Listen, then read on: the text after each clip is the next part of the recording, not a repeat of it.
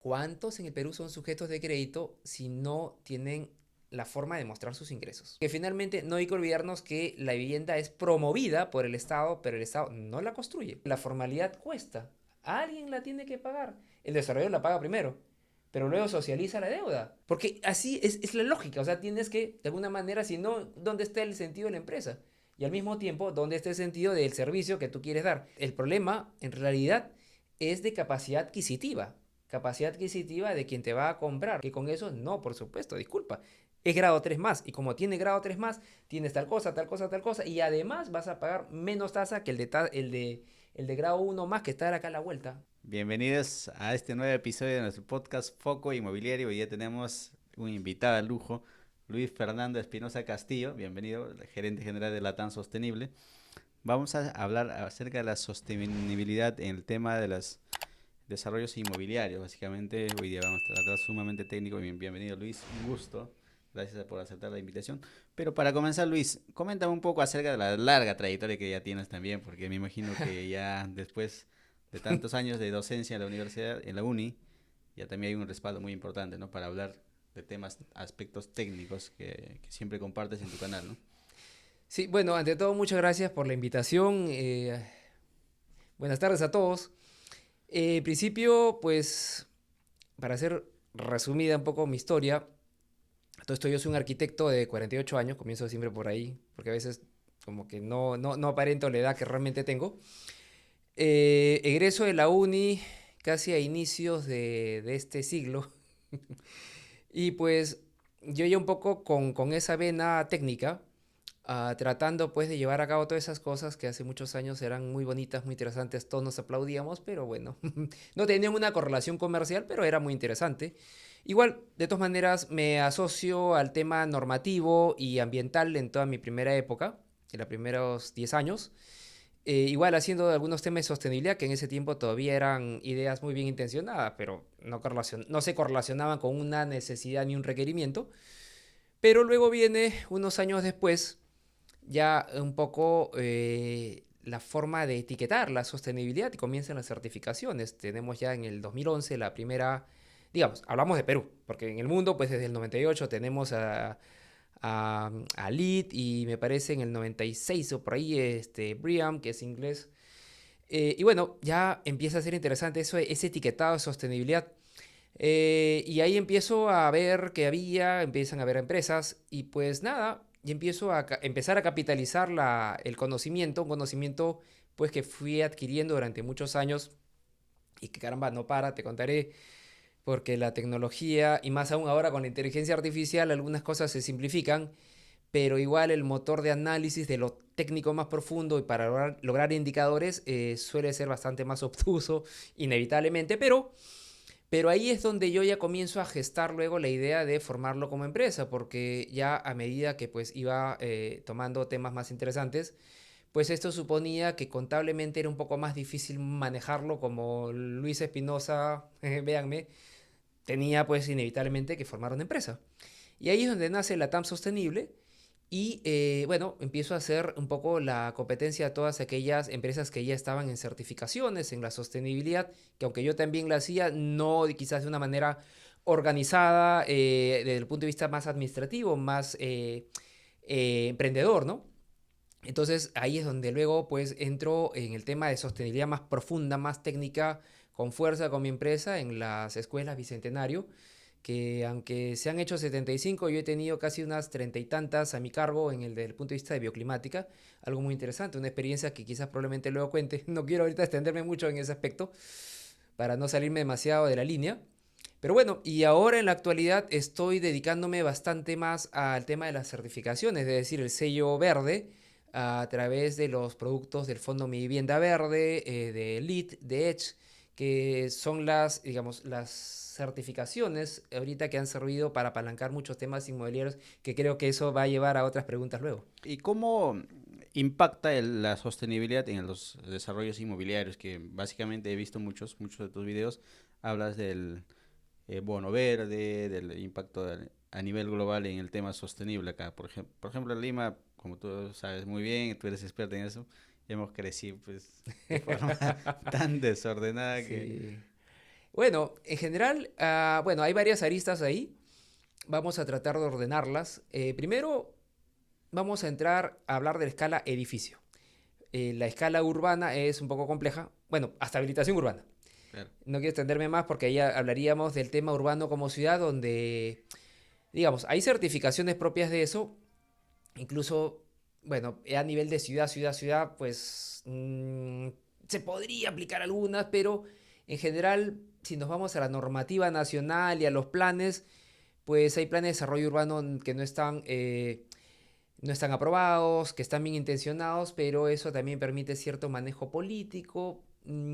Y por lo tanto, pues eso lo voy a dejar un poco como de que de costado, pero de manera consciente para centrarme más en el edificio y hasta el tema de habilitación urbana, que es el día a día de un inmobiliario. Claro. Mira, en general el tema de la sostenibilidad pues nace como un requerimiento global, por un lado por disminuir los gases de efecto invernadero, las contribuciones nacionalmente determinadas, que quiere decir, te cuento un poco, el acuerdo último internacional, pues supone que todos los países deben de generar una disminución de sus gases y pues de alguna manera, alineándonos a eso, los edificios generan muchas emisiones. Entonces, bajo esa premisa es que ya empieza a ser interesante. Tan interesante que ya, yendo un poco más también a lo concreto, hay beneficios bancarios para el que, no directamente el que construye, salvo uno de los bancos, pero sí en general para el que compra. Te dan una serie de beneficios. Hay tres bancos que en la actualidad tienen paquetes para aquellos edificios que han sido certificados. Y en el caso de vivienda social tenemos el Fondo Mi Vivienda, que tiene productos ad hoc que cumpliendo ciertos criterios, que no son pocos, pues, y luego de una revisión, pues te emiten un certificado y puedes tener la posibilidad de venderlo con el bono verde del Fondo Mi Vivienda, con el cual permite que el comprador tenga un beneficio, no solo un bono, que a veces el bono termina siendo relativo por el monto, pero sí que es interesante por la tasa. La tasa es el día a día durante todos tus años. Entonces ahí es donde empieza a ser interesante y ahí es donde prende para todo el país y en especial para Lima. Empieza todo hacia el 2018 con las ordenanzas relacionadas a la sostenibilidad. Estas ordenanzas pues permiten y dan pie a una serie de mejoras para la promoción en la construcción sostenible. Es decir, al inmobiliario no te pueden dar dinero un municipio, pero sí te pueden permitir más metros cuadrados, más altura. Fue algo que funcionó bastante bien, muy interesante. Algunos distritos lo siguen manejando, otros distritos ya han derogado esas ordenanzas bajo muchos motivos, que ese podría ser motivo de otra pregunta, pero bueno, ahí estamos y bueno, creciendo con edificios que de alguna manera tienen un sello y que de alguna forma se puede mostrar a un nivel de compromiso con el medio ambiente. Claro, ya que hablabas de la derogatoria de algunas normas municipales, ¿cuáles son los principales objeciones que tiene la municipalidad para poder derogar ciertas normas, ¿no? Porque eso también contribuye al... Sí, suena contraintuitivo, porque oye, ¿por qué derogas una norma de sostenibilidad? ¿No? ¿En qué cabeza? Ahora, yo no voy a negar que hay un tema político. Sí, indudablemente. No voy a hablar de alcaldes ni de, o sea, no personalizar, mal haría. Pero sí tengo que admitir que hay un detalle importante. En algún caso, un municipio, quien entraba, el alcalde, pues tenía un poco de tratar de capitalizar a partir del hecho de que los que ya vivían en la zona deseaban no solo que no se construya, bueno, primero que no se construya y segundo que lo más grave, entre comillas, era que esos beneficios que otorgaban más metros cuadrados suponían más personas. Entonces que eso no sucediera. Y uno de los actuales alcaldes, pues, llegó al sillón municipal promocionando mucho eso, tanto así que logró al segundo mes derogar una de esas ordenanzas de promoción. Y otro alcalde, pues, también de alguna manera no lo capitalizó totalmente en su campaña, pero sí recogía esa onda donde se entendía que eso tenía una ideología. Por un lado, al menos así lo interpreto yo. Y por otra parte, que se sacó digamos, un conejo al sombrero cuando pues también se dijo, bueno, estas ordenanzas no están ratificadas. Si no están ratificadas por la provincial, porque claro, tampoco no debería cada distrito ser un feudo. Entonces, pues bajo esa premisa, bueno, si algo no está ratificado, entonces tiene que morir. Han habido más cuestiones políticas, pero las razones técnicas, porque han llegado a razones técnicas que créeme que no son desestimables, ¿ah? Son interesantes. Eh, y las presentó el arquitecto Oviedo. De Miraflores presentó las razones que no eran desestimables y era un poco el giro inverso al edificio sostenible. Es decir, ¿qué pasa a la hora que vas a implementar un área donde antes habían 3 familias y ahora van a haber, porque generalmente era por demolición, obviamente, de donde habían casas o edificios pequeños, pues ahora ibas a tener una cantidad de familias y con esa ordenanza tenías aún más. Entonces empezó a correlacionar densidades, área de parques y la argumentación no era interesante porque tenía una razón.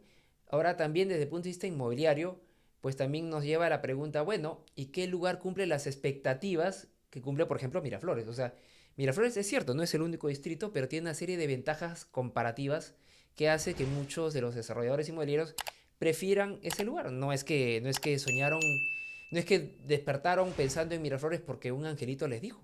O sea, hay razones inmobiliarias.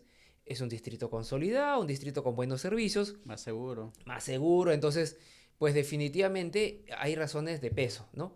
Entonces, pues, de alguna forma, ahora pues ya nos manejamos sin esa ordenanza, pero al mismo tiempo hay una serie de beneficios que se siguen teniendo, pero por el tema de los bancos, ¿no? Oye, que hablábamos también de Miraflores, ha habido mucha controversia, no, me imagino que tú tienes bastante conocimiento con las viviendas sociales, ¿no? Ah, caramba. Entonces, es algo que, ¿por qué siempre se discute por qué Miraflores? Y cierto distrito, ¿no? De los 1800 que hay en el Perú, solamente había complicaciones en 3 distritos, sabiendo que hay un gran déficit de vivienda en el Perú, ¿no? Estiman que son 1.900.000 viviendas.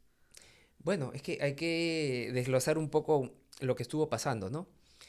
Por un lado, tenemos que el Tribunal Constitucional fue quien cierra esa discusión, indicando que el Ministerio de Vivienda había de alguna manera excedido en su función, porque aunque los dos poderes, aunque claro, es el mismo poder del Estado, pero digamos, los gobiernos regionales y el Poder Ejecutivo tienen su ley orgánica, es decir, parten de un estamento legal del mismo nivel, pero digamos, la densificación de la ciudad y el planeamiento de la misma digamos, le corresponde solamente al municipio, al gobierno local. Y ahí al implantar la posibilidad de una vivienda y con una cantidad de pisos, o sea, de alguna manera desestimando el planeamiento, que hecho paso no hay, pero que pues aparentemente se entendería que es peor, pues ahí generaba un problema.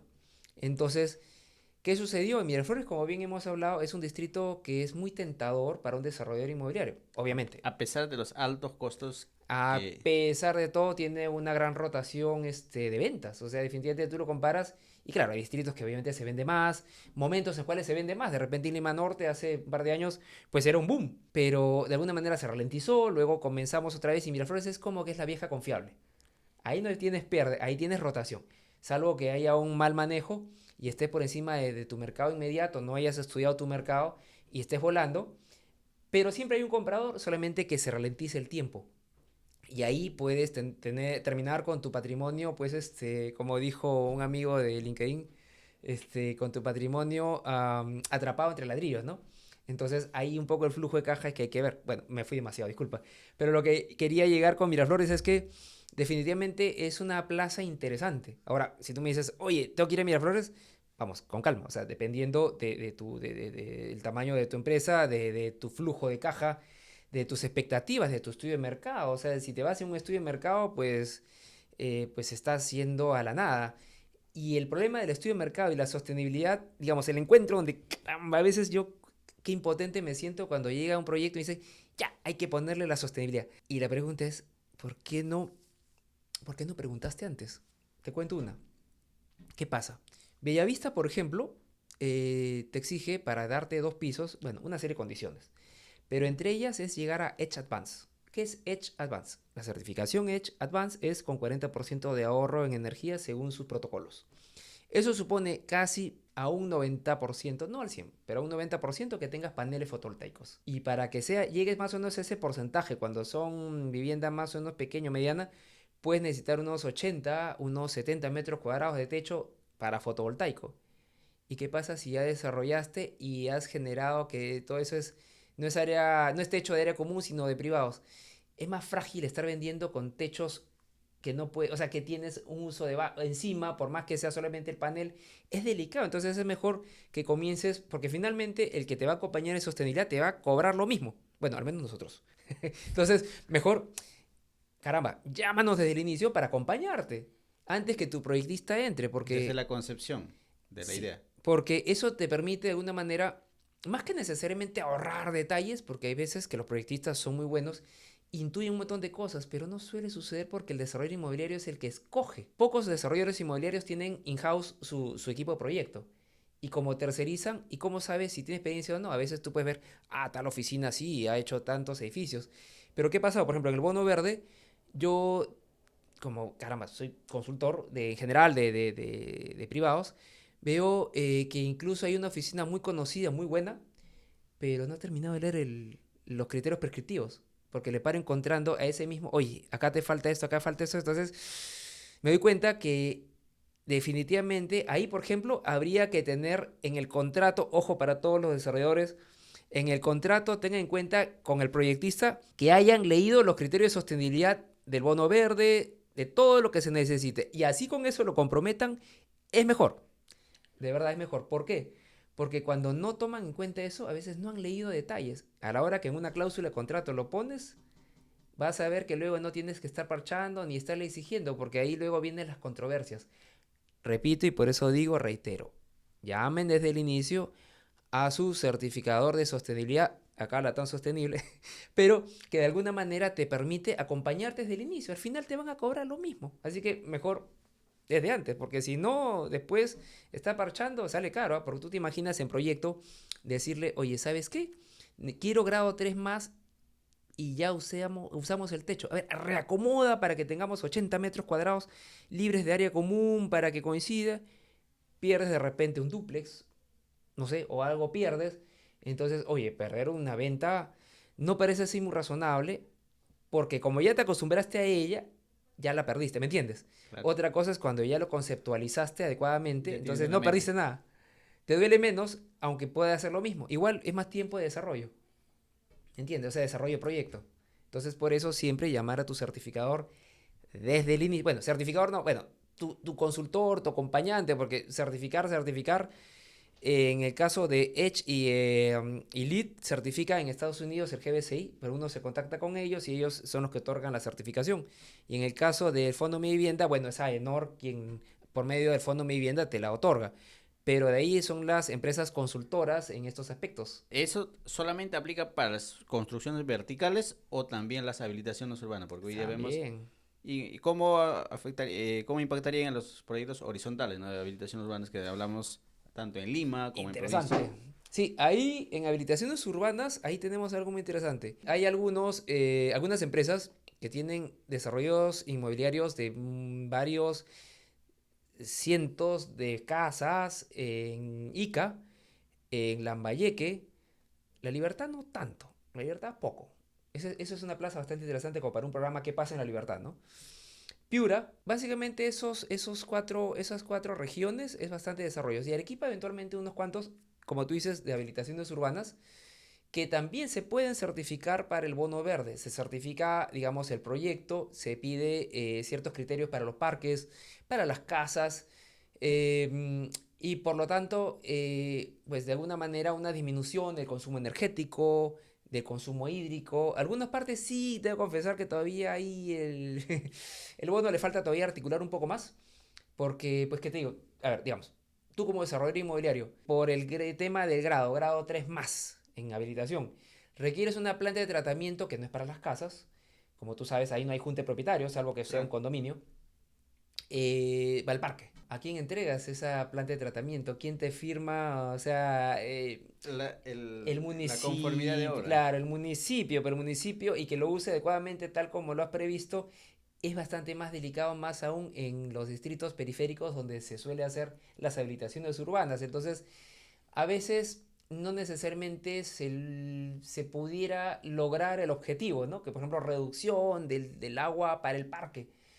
Entonces, hay cosas que todavía yo creo que tienen que ser más articuladas, algunas cosas donde nos llevamos con temas de SUNAR, de esos temas, pero viendo en general, como habilitación urbana, tú puedes también tener casas certificadas con el bono verde, incluso con Edge, con LEED. Con LEED es un poco más complicado, eso dará para otro programa, pero con Edge, Edge que nació para el mundo subdesarrollado, bueno, perdón, qué feo suena.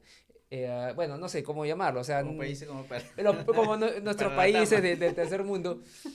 Qué horrible también el tercer mundo. Disculpen, así lo aprendí yo de niño, así que me van a entender que el tercer mundo ese me suena. Pero Países en digamos, para los desarrollo. países en desarrollo, Desarrollo. disculpen, borren todo lo demás de sus mentes. Entonces, los países en desarrollo y por lo tanto tiene un esquema más simple y por lo tanto, pues, simple no quiere decir que no sirva, pero simple. Entonces, en cambio, LIT es bastante más complejo, tiene prerequisitos que son, digamos, que pueden suponer estudios de varios miles de soles, que puede ser que ya hacen que se desista, porque finalmente, y eso aprendan todos, nunca se olviden, hay un tema importante, y es que el desarrollo inmobiliario, por más que se diga, no, que invierta más, ¿y qué creen que van a hacer? Se tiene que socializar la deuda, o sea, al final se la tienen que cobrar a quien va a comprar, por eso es muy frágil y tenemos que ser muy específicos sobre que los criterios de sostenibilidad sean los que realmente dan en el blanco y son los que realmente van a tener impacto. No podemos poner toda una requetafila de cosas que nos gustaría que estén, pero que finalmente a veces no necesariamente va a poder tenerla como un beneficio o entenderla como un beneficio. Yo te cuento una anécdota de hace muchos años, cuando estaba pues analizando un edificio, en los primeros casos del Fondo de Mi Vivienda, me contratan y yo le digo, oye, elementos de control, exteriores, afuera. Entonces el dueño de la empresa me dice, oiga, ¿ha visto este departamento? ¿Podemos verlo en pantalla? Sí, sí. Ya, quiero que usted sepa. Me llevó hasta el hecho que, oye, ¿has visto? Ve el mar. Y tú quisieras que eso se impida que se vea. ¿Tú crees que el que va a comprar ese departamento va a tener como primera idea el confort térmico? Y con esto no quiere decir que a nadie le debe interesar, pero sí que hay que tener lo que decía antes, un equilibrio entre el gasto, porque finalmente los elementos de control alguien va a tener que limpiarlos a la hora que la inmobiliaria sale y ya no va a tener toda una estrategia de limpieza para que se vea lindo, ¿no? Para que se venda. Ya va a ser la junta de propietarios. Entonces no debemos dejar problemas para la junta de propietarios. Por eso tenemos que ser muy exactos sobre lo que debemos pedir para no generarle problemas y no termine cayéndose todo porque finalmente no hay quien lo mantenga. Y esto tampoco no estamos hablando de vivienda, digamos, de, ¿cómo llamarlo?, de alta gama, donde pudiera ser que haya una empresa de administración de edificios al cual se le va a reclamar, se le va a pagar malos miles de soles. Por eso es que hay que ser muy prudente también en los criterios de sostenibilidad que se exigen. Y tras eso yo también he estado apuntalando al fondo para que también los criterios, por ejemplo, de envolventes sean los que se pueden demostrar que lo valen. Porque, oye, que si nos vamos al criterio general internacional, puede que te hablan de aislamiento muy fuerte, de ciertas cosas, de tener en cuenta rompesoles, cuando finalmente la persona igual los va a pagar. Y si los va a pagar, oye, ¿vale la pena la inversión? Digamos que ya, tú dices, no, ya lo invierto. Pero hay que ser muy prudente y tras eso es que yo traté de ver disminuir hasta un punto donde digo, ya, aquí queda. Pero por debajo de esto no. Y ahí están los criterios prescriptivos del instructivo 4 del procedimiento 11 del Fondo de Mi Vivienda. Pero también los fondos, por ejemplo, el Fondo Verde, el Fondo Mi Vivienda, ¿por qué crees que todavía no impactan a la mayor parte de la población? Porque hay programas Bueno, sociales, pero no llegan a donde deberían llegar. sí, bueno, hay un tema bastante complejo que nos da para programa entero. No sé si yo de repente aquí sienta por acá que habla o podría hablar sobre el diseño del Fondo Mi Vivienda y de qué manera para impactar a la vivienda prioritaria. Porque eso es un poco lo que tú estarías refiriéndote, esa Claro. vivienda, digamos, más masiva, la que realmente reduce el déficit habitacional cuantitativo. De alguna manera lo hemos reducido poco a poco, pero quizás no al nivel del impacto, que es un poco lo que refieres. Y ahí entramos a un tema bastante más complejo, ¿no? Que lo voy a decir un poco, sí, un poco en pequeño, para que dé para programa entero. Es el hecho de, oye, ¿cuántos en el Perú son sujetos de crédito si no tienen la forma de mostrar sus ingresos? Ahí está la primera pregunta.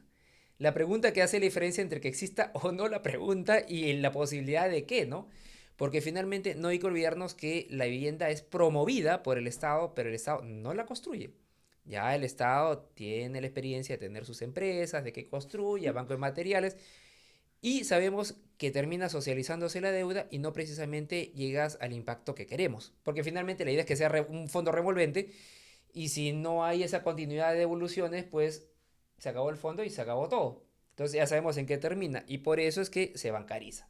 Claro, disculpen, he sido demasiado concreto para tratar de llegar a lo que quiero alcanzar como idea, ¿no? ¿Qué pasa? Al no ser sujetos de crédito, no estamos hablando de nada. Entonces ahí es donde no se puede llegar. Entonces, ¿cómo le pones más piedras en la cabeza a quien tiene que desarrollar si es que de por sí hay cierto nivel de dificultad? Claro, puedes poner ciertos criterios mínimos porque el fondo Mi Vivienda de alguna manera no está preparado para techo propios, o sea, los del bono verde, sino para el bono Mi Vivienda verde, Mi Vivienda, no techo propio. Que ciertos criterios puedes poner, oye, redúcele pues el caudal para que no gasten mucha agua, pero digamos que terminan siendo hasta complejos de supervisar y aparte de que en general las viviendas de menor rango, como que dice, son las de techo propio, pero ¿cómo bajamos más la valla para que prácticamente no le cueste nada a quien no puede mostrar? Es difícil. Y ahí es donde está el mayor, digamos, la mayor cantidad de requerimientos, lo que bajaría el déficit cuantitativo. El cualitativo es, vamos a una zona un poco populosa, ¿no? De ciertos distritos de Lima, pues ¿cómo hacemos? Porque ahí es el déficit cualitativo, es decir, oye, ¿cómo viven, no? La calidad de vivienda. ¿Cómo vive? O sea, Claro. oye, tú vas y ves en el cerro y ves con... Las teritas. no solo esterita es lo de menos. En cerro, donde ves que de alguna manera, gracias a Diosito, no está lloviendo fuerte, pues tienes tierras, pedazos de piedra y que sostienen la casa. ¿Tú te imaginas en un pequeño movimiento sísmico todo lo que va a pasar? Por eso yo veía con... no sé con qué adjetivo mejor poner cuando decían vamos a pintar en toda esta zona del cerro, de una parte de Lima, pues para que se vea bonito. Sí, pero parecía un sketch que te lo voy a pasar por interno, de un video de un comediante argentino, que la verdad es que, oye, pero sigue con su gotera, sigue con su problema, entonces, no sé, pues, o sea, para subir la autoestima, mira, mejor le subo la autoestima generando, no sé, cualquier otra cuestión, menos esas comédicas que a veces terminan siendo insultantes para ciertas personas, ¿no? En fin, bueno, cuántas cosas por decir, a ver. Ya que hablabas de la informalidad, porque no todos acceden a los créditos bancarios. En el Perú creo que en promedio estamos en 85-90% de informalidad. Sí. Pero ¿cómo podríamos rebajar esa brecha para que más peruanos tengan acceso al crédito y puedan también financiar una vivienda que sea de acuerdo a la calidad de vida que... Bueno, es que en principio hay que tomar en cuenta que pensar en créditos que no sean, y eso por si acaso no es una promoción a los bancos, pero fuera del sistema bancario es bien difícil. Entonces habría que ver qué tipo de productos y cómo se puede hacer para que se pueda acceder a algún tipo de respuesta habitacional. Bueno, respuesta habitacional porque ahora no sé si han leído la ley, por favor vean la ley que ha salido estos días sobre vivienda social. Y comienza con algo que a mí se me escarapela el cuerpo, lo confieso. Vivienda digna, adecuada y segura. Que alguien, por favor, una cocina surge para aquel que diga qué es una vivienda digna, qué es una vivienda segura, qué es una vivienda adecuada. Yo sé que ahorita varios haters van a estar escribiendo ahorita sobre lo que he dicho, pero soy responsable de lo que digo en este sentido. Digna, hace 30 años, ¿qué era digna para ti hace 30 años? ¿Dónde estabas tú hace 30 años? ¿Dónde estaba yo hace 30 años? ¿Dónde estaba tu abuelo hace 60 años? ¿Cómo vivía? ¿Qué era digno para él? Entonces, adecuado. ¿Y qué es inadecuado? O sea, que, o sea, ¿Por qué la palabra adecuada? Segura nos queda claro, que no se caiga con un sismo. Yo llamaría vivienda normativa, vivienda que cumple el reglamento. Ahora, si tú me dices que el reglamento hace viviendas que no sirven, entonces ¿de qué estamos hablando? Era innecesario decirlo de digna, adecuada y segura. A mí se me escarapela cada vez que me ponen adjetivos en las normas. Nada de adjetivos, nada de recomendaciones. No se recomienda en una norma. En una norma se limita, se condiciona, se dice que sí y que no, pero no pones qué puedes hacer ni pones adjetivos. Adjetivo no te dice nada, salvo que abajo digas qué significa ese adjetivo. A ver, que me digas, oye, no menos de tantos metros cuadrados. Más allá de la discusión de, oye, ¿por qué esos metros cuadrados? ¿Por qué 40? ¿Por qué no 39? ¿Por qué 38? ¿O por qué 42? No, que un estudio arrojó, bueno, veamos el estudio. E igual podemos objetar el estudio. Pero al menos hay un criterio. Pero a la hora que dicen digna, no dijeron absolutamente nada. Lo único que tratan de hacer es, desde el punto de vista político, decir yo te voy a dar una vivienda digna, no cualquier vivienda. Entonces, Pero la pregunta sería, ¿cómo lo vamos a hacer eso? ¿cómo lo vamos a hacer? En principio tiene que haber productos bancarios que tendrían que estar apalancados por alguna manera, porque nadie regala la plata no es infinita, que eso es otro bulo que a veces las personas no, sobre todo las de a pie, piensan que los recursos de Perú son infinitos, que solamente son los que han robado los políticos. Y lamentablemente sospecho, con el temor y que alguien me corrija en los comentarios, yo creo que por más que hayan robado mucho, y no es una oda para que robe nadie, sino simplemente que yo creo que va a que cuando hacemos un análisis cuantitativo de cuánta plata se puede producir o estamos produciendo, por más que la repartamos, no va a ser lo que creemos desde el punto de vista netamente simbólico, onírico, que hay. Entonces, por eso es que nos apalancamos en créditos y en esas cosas. Entonces, ¿cómo desarrollar? Porque esa sí ya lo genero a nivel de pregunta más que de respuesta, es cómo desarrollar realmente, poder traer capital para ofrecerles a estas personas un módulo mínimo, porque por sí módulo se entiende lo que está establecido Sí, por norma, claro. menos de eso no. ¿Y cómo hacer para que solo sea el cobro de eso? No tendría que ser el cobro del terreno. Para que sea eso, tendría que ser terreno del Estado. ¿Dónde tenemos terrenos que ni siquiera sean urbanizables? Porque viene el otro lío. Si es urbanizable, ya tiene un costo. Definitivamente. Entonces, ahí es donde comenzamos con el problema. ¿Cómo hacemos para incorporarlo? A las finales, por ejemplo, lo que ha pasado en China es que ahora han tenido muchos problemas porque han sacado de la pobreza a 800 millones de personas y estas personas tienen que vivir en ciudad. Y ahí es donde se generó un boom de construcciones y al final el tema del equilibrio. Del equilibrio. ¿Cuántas viviendas produces para que no tengas un sobrestock y al final el precio cae? Y lo que compraste a un precio, desde el punto de vista hipotecario, no puedes ni pagarlo y generaste una burbuja. Que dicho paso, hasta lo tengo entendido, acá no pasa, pero que igual tienes que generar un cierto criterio de cuidado. Ahora, oye, ¿y qué hacemos con todas estas personas? Hay un déficit cuantitativo fuerte. A mí lo único que se me ocurre es que se tiene que generar soluciones donde, bueno, quizás algún crédito suplementario, algún tipo, pero de por sí vemos que, bueno, ahora los municipios van a tener más dinero. No sé de qué manera, si tienen la potestad para hacer algo de ese tipo. Intuyo que no, pero lo que sí me queda claro es que de hecho tendría que estar esto representado por algún tipo de dinero que se traiga y luego que se les pueda otorgar bajo un monto mínimo fijo. El problema es cómo hacemos si no pueden demostrar sus ingresos. Y el mayor problema del país y en general de los países latinoamericanos, cuando claro, cuando nos distanciamos y no vemos Asia, pues, oh, estamos creciendo, sí, pero mira cómo crece Asia en general, no solo China es qué producimos. O sea, si tú quieres hablar de capacidad adquisitiva, tienes que hablar de cuánto producimos como país. ¿Producimos? ¿Qué tanto producimos? ¿Estamos generando más producción? Si no generamos más producción, ¿cómo apalancamos y decimos que va a poder pagar? O sea, es un poco el equilibrio, es complejo, pero son preguntas a veces sin respuestas, ¿no? En un país en vías de desarrollo como acá, también hay las normas, que muchas veces no respetamos las normas. Ah, eso también. Y eso también genera lo que genera muchas veces en los desastres. Pero eso sucede en la informalidad, pues. Claro, eso también producto de hay informalidad también Ese por, círculo es un vicioso. círculo. Es un círculo totalmente cerrado. Gente que no puede acceder al crédito y que al mismo tiempo, pues, digamos, más vulnerable al engaño, viene un traficante de tierras, que dicho paso, no son pocos y no ganan mal. Por eso es que siguen teniendo Ganan, pero fuerza. ganan mucho más que tú y yo juntos aquí, y en todo lo que vamos a producir en nuestra vida. Y sin embargo, pues aprovechándose de mucha gente en su ignorancia, inocencia o como quieras llamarlo, o desconocimiento, pues les ofrecen algo que no son capaces de cumplir y entonces los someten a la informalidad de esas personas y lo poco que construyen, pues no tiene, con lo poco que van, o lo mucho, porque algunos sí, no, es gente que por desconocimiento, pero no por, pero a veces fuera del sistema bancario logra ingresos.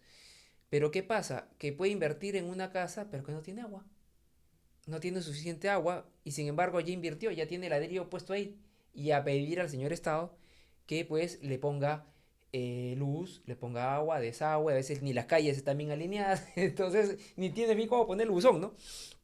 Entonces ahí viene otro problema y aquí en una habilitación urbana, tu desarrollo inmobiliario tienes que poner el agua y desagüe, tienes que conectar, pero en este caso no hay un habilitador urbano y quien tiene que poner son como consecuencia tus impuestos y los míos.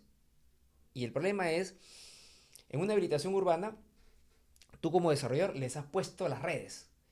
En el otro lo pone el Estado. Pero tú como desarrollador has puesto tu dinero, las personas han pagado con su dinero también las redes. Y el otro, pues bueno, digamos que tiene mayores limitaciones, digamos que no lo pusieron. Pero nada les impide luego de eso vender su casa y llevarse todo ese dinero que no pusieron ellos, pues capitalizarlo. Entonces ahí es donde también tendríamos, por ejemplo, que recuperar de repente, esto es bien impopular, yo sé que varios van a ver que hay haters abajo en el comentario, pero oye, ¿y qué pasa con aquellos que han recibido en esas viviendas? Porque también pueden ser vendidas, o sea, y de alguna manera el tema es, ¿tienen derecho a vender? Yo creo que sí, pero ¿hasta qué punto de que el Estado recupere algo de esa inversión que hizo? Porque de alguna manera, pues si estás en capacidad de vender, es porque de alguna manera puede que tengas limitaciones o lo que fuese, pero de alguna manera el Estado también debería recuperar. Muchas cosas caen en un hoyo en el Estado. Y la informalidad misma, como tú bien dices, que se construye en lugares inseguros, incluso no podría asegurar, pero quizás hasta algunas de las áreas inseguras hayan estado hasta con títulos de propiedad. Eso sería lo más triste.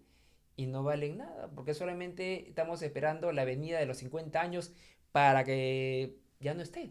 Entonces, son varias aristas cuando hablamos, por ejemplo, de la informalidad. Y la informalidad cómo impacta en la ciudad, porque lo más triste es que cuando se hace el análisis de cantidad de venta del cemento y se resta lo teórico de las, también estimado, de las construcciones, se ve la cantidad de cemento que se va a las construcciones informales. O sea, definitivamente en algún lado se van. La mayor No se parte la de la comen. autoconstrucción. Exacto. Y en esa autoconstrucción puede haber en terreno informal y en terreno formal. O sea, hay varias capas ahí. Entonces, por ejemplo, cuando hablamos de sostenibilidad mínima, hablaríamos siquiera de que al menos no se le caiga, bueno, sostenibilidad llevada pues al extremo, al hecho del concepto de resiliencia, ¿no?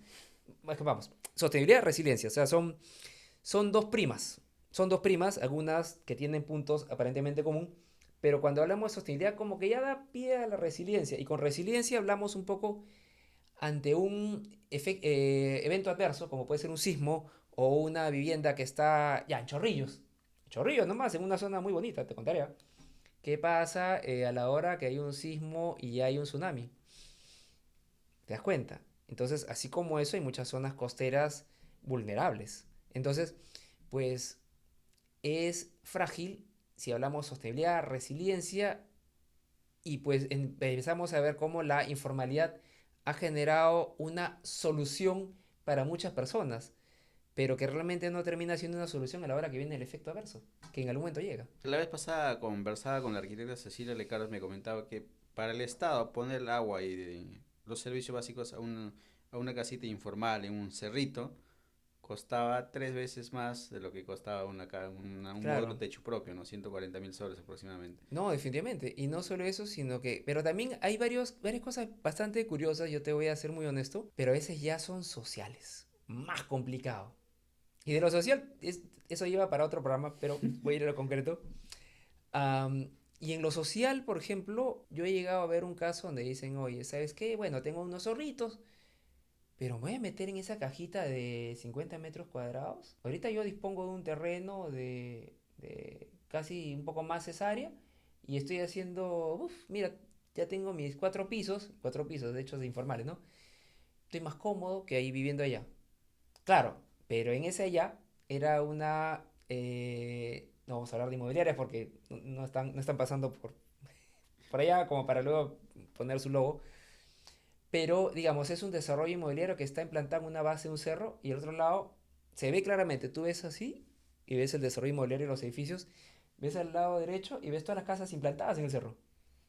Y uno de ellos era el que me comentaba, yo vivo ahí, mira, qué tal cosa, pero yo tengo, mira, todo lo que tengo, mira, y ahí vale lo mismo, claro, pero el de allá tiene seguridad, al de allá le han puesto que una línea del metropolitano de los alimentadores llegue, tiene seguridad, el de él no sabe qué va a pasar cuando su hijo regrese en la noche, si regresa entero, o se une a una situación complicada. Entonces, hay cosas que a veces también por lo social es difícil de entender. O sea, tú dices, oye, pero eso es formal. Sí, pero me están quitando plata. ¿Entiendes? Tampoco no quiero hacer una oda tampoco de defensa a bancos porque esos son algunos muy indefendibles. pero, pero en general hay mucha gente que piensa en esos términos. Entonces, contra ellos es bien difícil porque tienen creencias arraigadas sobre el hecho de lo formal, lo informal, o incluso lo informal es parte natural de toda su existencia. Entonces, ¿cómo le metes un chip distinto a ese? Es difícil, ¿no? La Pero sí, informalidad también es parte de nuestro ecosistema también, ¿no? a eso quiero llegar. Es como... No, iba a ser un ejemplo que... No, ese otro ejemplo te lo hago fuera de cámaras. Pero sí. Dale, No, hombre, que no, después ahí ya no me van a... Ahí sí no me van a contratar, voy a terminar en la cárcel. Pero, pero sí, o sea, es definitivo, pues, cómo es lo informal, cómo realmente convivimos con eso y tenemos que, más que aprender a ir con eso, tenemos que ver cómo lo empezamos a llevar a otros términos. Pero en principio una de las cosas que hace que se empiece a ver con otros ojos es cuando empezamos a tener capacidad adquisitiva, no dinero, capacidad adquisitiva, dinero. Oye, nuestros amigos venezolanos tenían muchos millones, te contaré, Claro, muchos millones, no, claro. no dinero, millones de bolívares, pero que no tiene respaldo. Nosotros también hemos tenido millones en los Los, 80, los bueno, tú eres muy indies, chiquito. los... Hombre, que no, el Nuevo Sol, yo te hablo de Nuevo Sol. Y realmente eran muchos, muchos billetes pues no representaban nada. Y la mejor manera es que un país pueda traer divisas, pueda producir. Entonces yo me enfocaría en cómo hacemos para, al principio, para producir como país, porque eso es lo que permite que haya para repartir. Si no tenemos para repartir y para que trabaje la persona, para que luego se le pueda quitar algo, para que podamos darle algo y algo que le valga la pena, pues es lo complicado. Entonces a veces la respuesta es bastante más estructural que solamente tratar de sentarnos y ver cómo, mismo Pinky Cerebro, cómo conquistamos el mundo, ¿no? Entonces, bueno, Pinky Cerebro sí puedo decir, aunque Claro. las inmobiliarias sí no. No, inmobiliarias no, salvo que pases primero por allá. En fin, bueno, y así estamos, pues entonces, en general, la sostenibilidad es un pilar importante. O sea, si tú me preguntas, oye, ¿qué más me puedes decir? Bueno, la sostenibilidad es un pilar importante que tiene que acompañar. Que también es cierto, tengo que admitir, que muchas cosas de sostenibilidad, hay personas que terminan siendo también los haters en la sostenibilidad, es decir, los odiadores, los que dicen, oye, pero esto ya todo el mundo lo hacía, los arquitectos siempre lo han hecho. Sí, pero ¿sabes cuál es la diferencia? De que ahora con metodología logras ver, cuantificar el logro. Y cuando cuantificas el logro es que empiezas a ver qué tan bueno está o qué tan no bueno o malo está. Entonces, esa es la diferencia. Siempre se ha hablado como arquitectos, oye, el sol sale por acá, ten cuidado con el sol. Sí, pero eran baba. Ten cuidado, sí. Y algunos tenían muy buena intuición y hacían buen diseño. Que si lo verificamos con análisis computacional y todo, sale muy bien. Pero el problema es que ahora, en general, nos piden estándares. Estándares básicos simplemente hasta para ejercer la profesión. Tu estándar básico, ándate a una universidad. Ahora, ¿de qué universidad sea? Eso es otro tema. Claro, Pero ahora a tengo todos una te piden universidad estándares. licenciada, ya lo que... Claro, ahora que siquiera estés licenciada, ten cuidado con eso. Pero, pero es que el tema esta es la formalidad y la informalidad. Cómo después de tener pues una institución robusta, en el caso de universidades, cómo ya ahora empieza a flaquear, empieza a bajar para que los estándares... Y eso que los estándares que se piden también son mínimos, ni siquiera son estándares más. Sí, pero es que claro, lo que pasa es que a la hora que el estándar está un poco más alto, el negocio suele ser más difícil, ¿no? Porque imagínate si tienes que tener de cierto nivel algo y al tener que, pues, tener que cumplir con eso supone más costo. Claro, lo mismo pasa en los desarrollos En también. todo. En, Ahí vas al punto, claro, casualmente. La formalidad y la informalidad, ¿por qué? La formalidad cuesta. Alguien la tiene que pagar. El desarrollador la paga primero, pero luego socializa la deuda. Porque así es la lógica. O sea, tienes que, de alguna manera, si no, ¿dónde está el sentido de la empresa? Y al mismo tiempo, ¿dónde está el sentido del servicio que tú quieres dar? Que es un servicio que es cierto, tiene un costo y tú pretendes un lucro, lo cual legalmente está muy bien. O sea, existe, está bien, la constitución lo permite, y aquí no estamos ni en Cuba ni en Corea del Norte. Entonces, por lo tanto, pues el problema en realidad es de capacidad adquisitiva.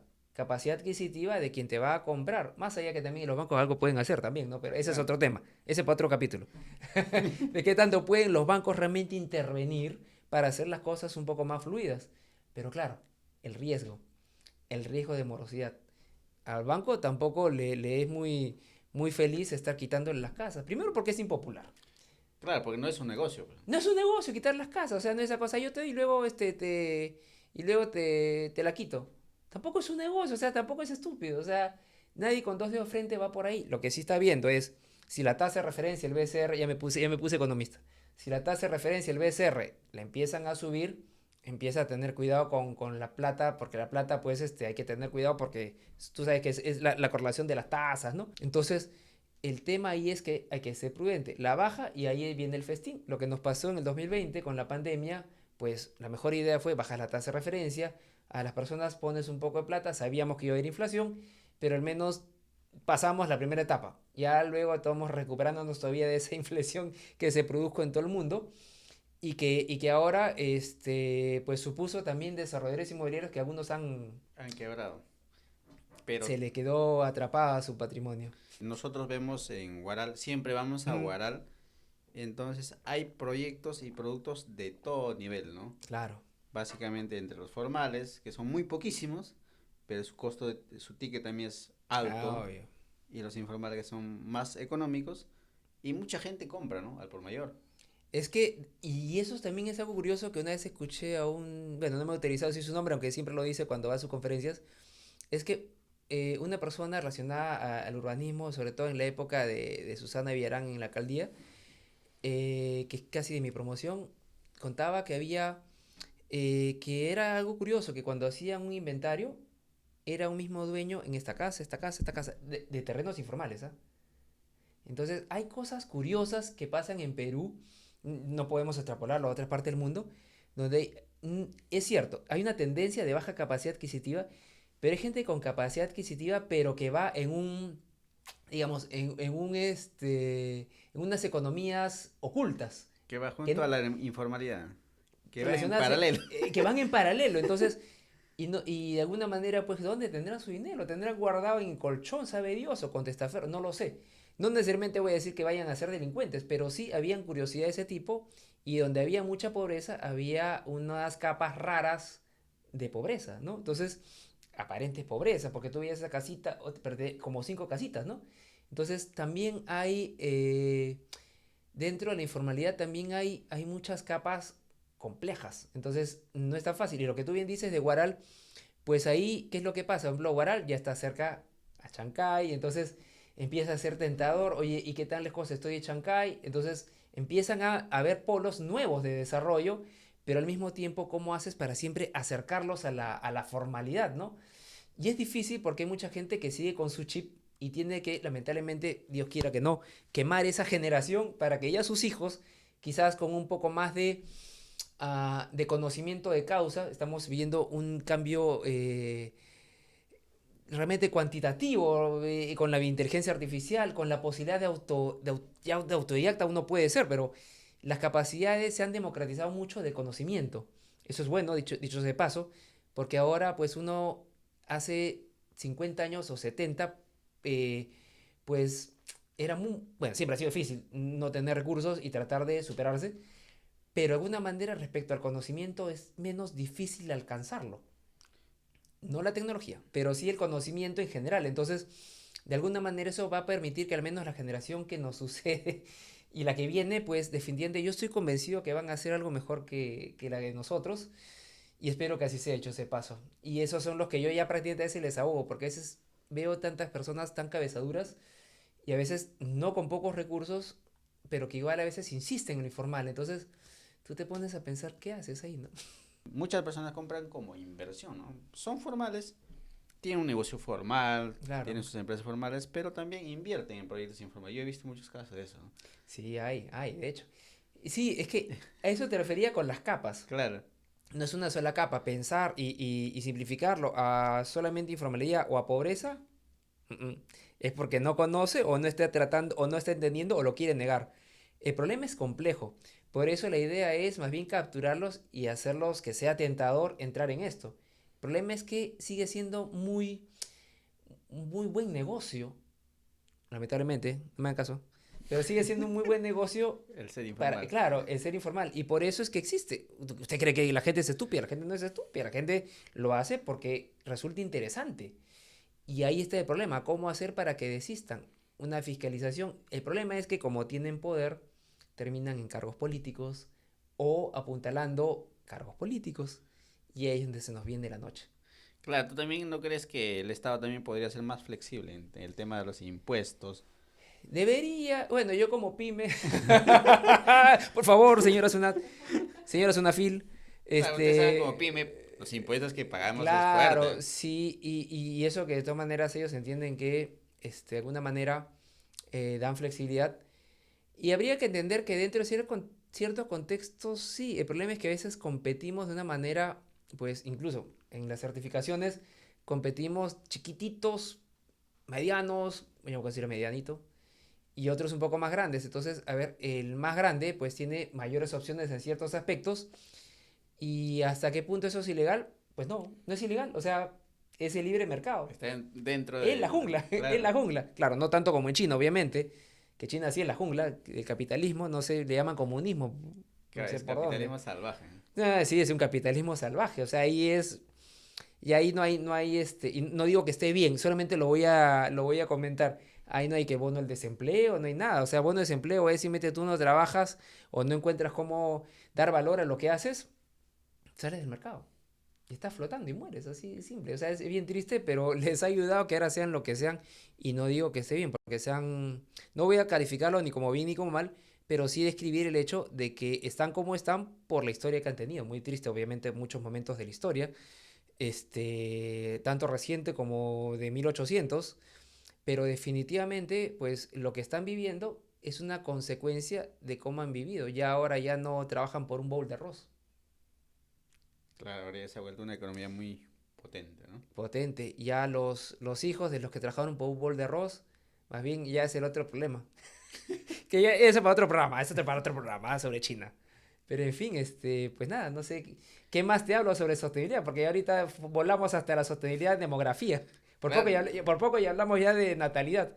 claro, no.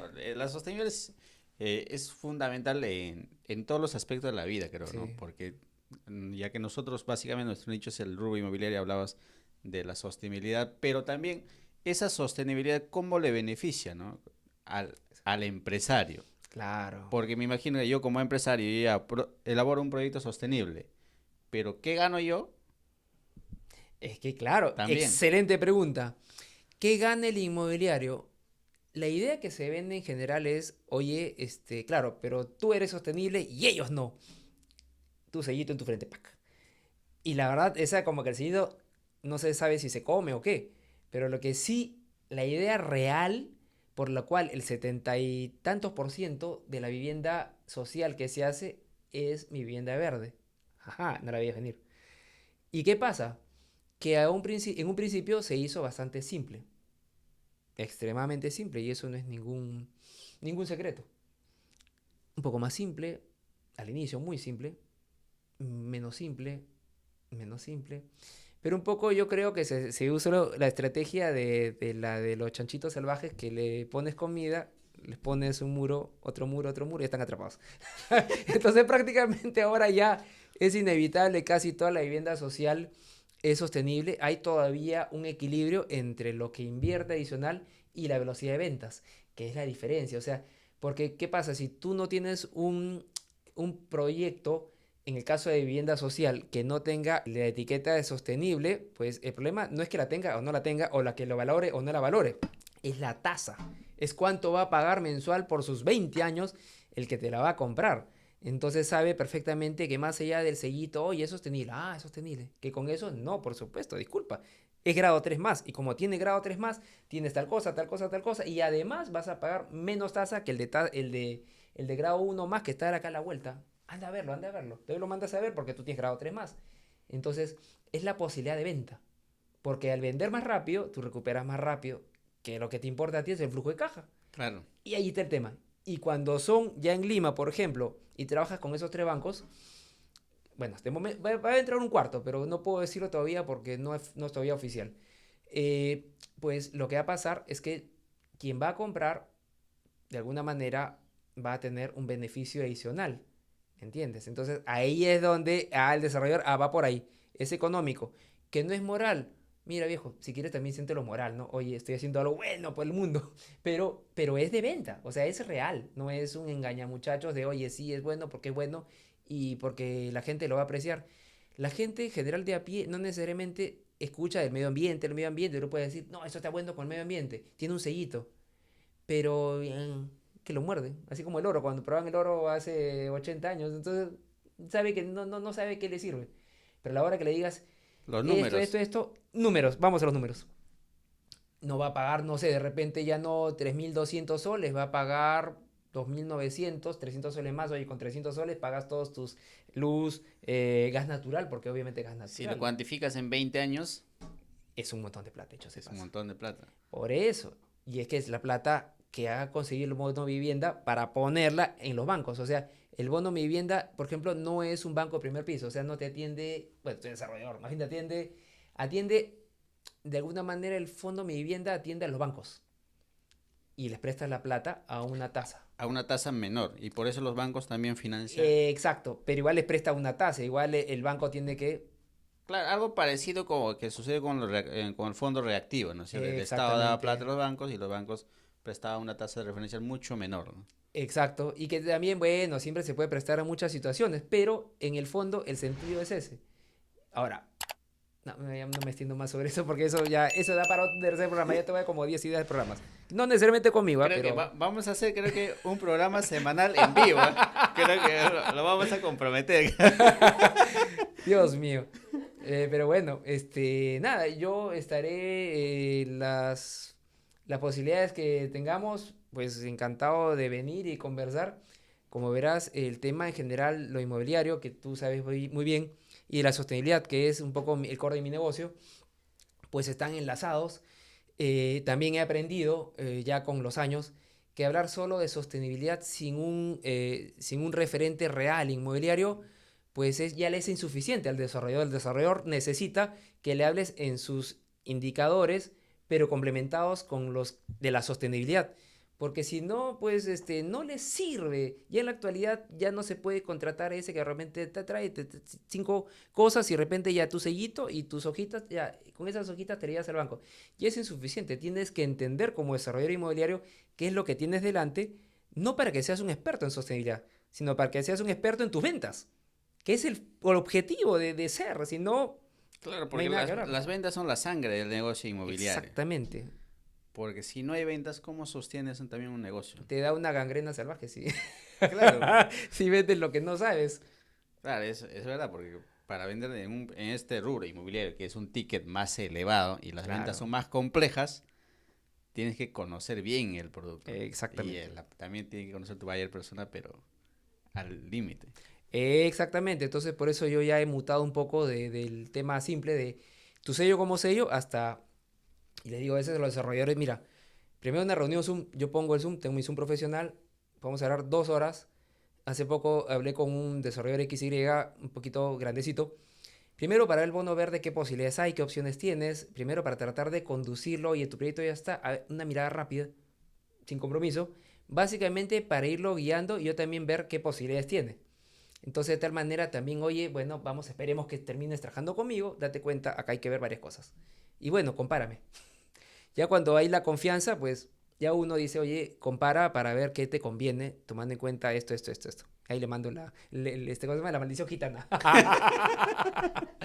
En fin, bueno, nada, Eh, encantado las veces que necesites, que quieras, yo estaré dando vueltas por ahí.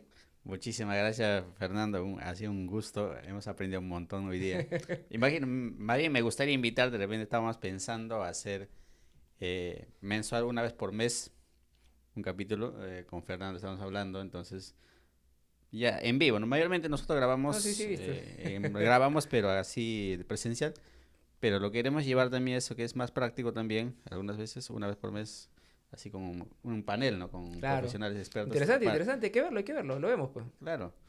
Así que, y Fernando, déjanos tus redes sociales para que la gente te pueda Claro. seguir, porque estaba revisando tu canal y es Sí. sumamente técnico, entonces, Sí, eso sí, voy a ser muy honesto para aquel que me ha escuchado y va a querer encontrar algo así tan abierto. Pues mi canal de YouTube, que lleva mi nombre, Luis Fernando Espinosa Castillo, que en este momento de repente, si tienes un trabajo de postproducción, voy a aparecer ahí en pantalla un QR. Este, pues ahí hablo sobre temas de sostenibilidad, la certificación Edge. Hay una playlist muy buena de todos los créditos del fondo del bono Mi Vivienda Verde, la versión 11 y otros conceptos de la certificación Edge, LEED y en general de proyectos o cómo se utiliza la simulación térmica dinámica y otras cosas muy complicadas, pero no importa. No está de más si eres técnico en esos aspectos verlo y si eres inmobiliario, pues tienes las playlists sobre los bonos y cómo se utilizan y algunos de ordenanzas que aún están vigentes, como por ejemplo la de San Borja, Surquillo.